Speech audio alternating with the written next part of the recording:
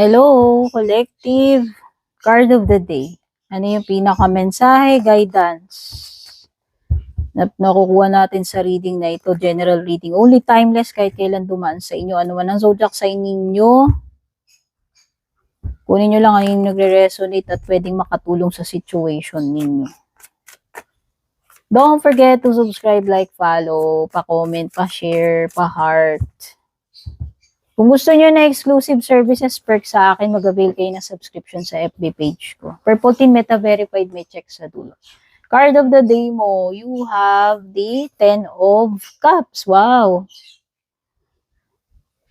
Okay na sana to eh. Happily ever after na sana eh. Pero parang may something na mauunsyami.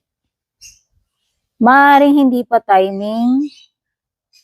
Maaaring hindi mo pa ma-achieve to, makuha, matupad. No? Maybe something na related sa family. Pwedeng merong, yung iba, pwedeng makaranas kayo ng problema, pagdating sa family, sa marriage, sa relationship, sa connection.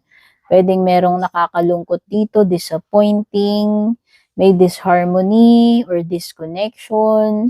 Pwedeng merong kailangang lumayo muna or umalis. Pwedeng this is something na related sa broken family.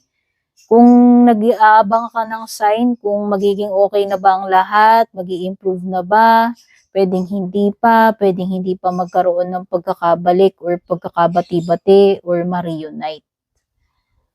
Okay?